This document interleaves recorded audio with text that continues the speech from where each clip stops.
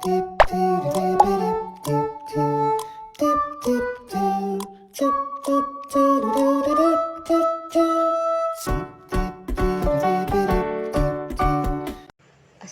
warahmatullahi wabarakatuh. Saya Hanisa Pratiwi Hapili dari kelas A jurusan Ilmu Ekonomi. Di sini saya akan menjelaskan konsep, penyebab, akibat dari uji non-heteroskedastisitas.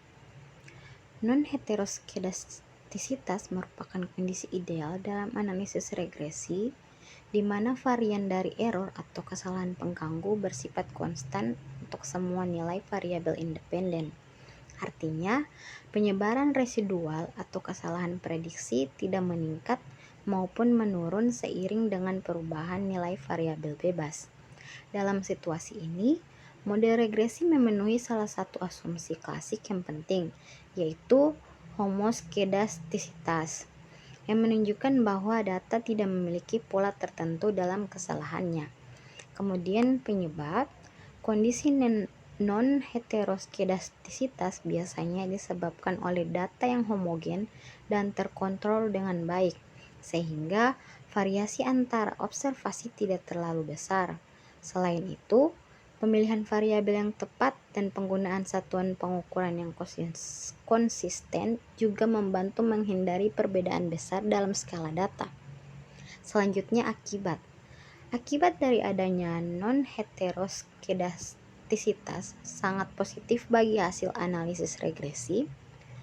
Dalam kondisi ini, standar error dari estimasi menjadi akurat, sehingga uji signifikansi seperti uji T dan uji F dapat dipercaya. Selain itu, model regresi menjadi lebih efisien karena tidak ada pengaruh yang berlebihan dari data dengan varian besar terhadap hasil estimasi. Dengan kata lain, non-heteroskedastisitas memastikan bahwa setiap observasi memiliki kontribusi yang seimbang dalam pembentukan model, sehingga interpretasi terhadap hubungan antar variabel menjadi lebih valid dan hasil prediksi lebih dapat diandalkan. Selanjutnya saya akan menjelaskan proses atau tahapan-tahapan dari uji non-heteroskedastisitas. Nah, langsung saja ke data view, lalu masukkan datanya.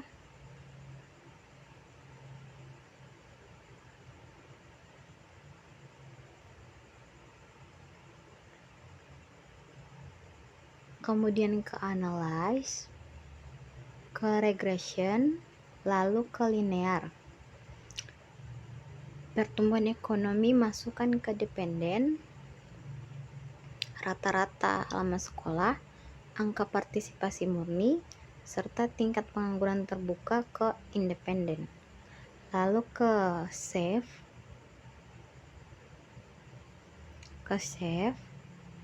centang yang paling atas, lalu continue. Oke.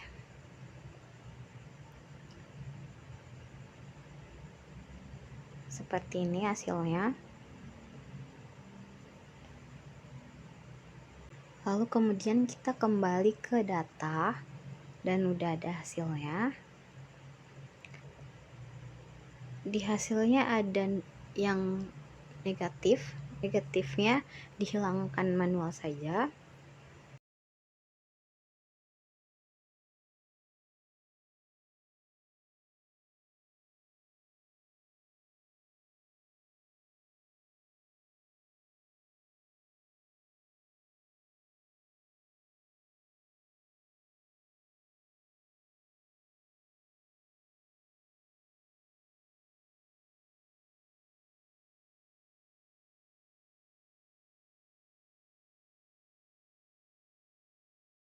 Selanjutnya ke analyze lagi, regression, lalu linear.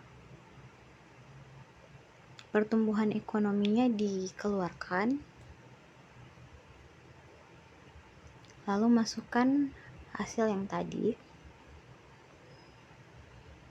yang negatifnya sudah dihilangkan, lalu oke.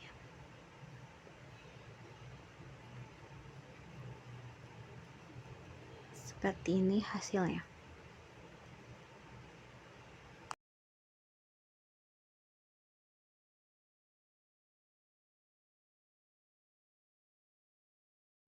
Nilai F 1,159.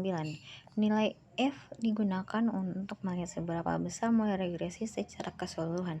Semakin besar nilai F, semakin baik model menjelaskan variabel dependen. Namun pada uji ini, nilai F sama dengan 1,159 tergolong rendah, yang menunjukkan bahwa kemampuan variabel bebas dalam menjelaskan variasi pertumbuhan ekonomi masih sangat lemah. Nilai signifikan 0,373. Jika signifikan kurang lebih dari 0,05, model regresi signifikan. Artinya ada pengaruh simultan dari variabel independen terhadap pertumbuhan. Jika signifikan lebih dari 0,05, model tidak signifikan. Pada hasil ini signifikan 0,037. Lebih dari 0,05, maka dapat disimpulkan bahwa secara simultan variabel rata-rata lama sekolah, angka partisipasi murni, dan tingkat pengangguran terbuka tidak berpengaruh signifikan terhadap pertumbuhan ekonomi.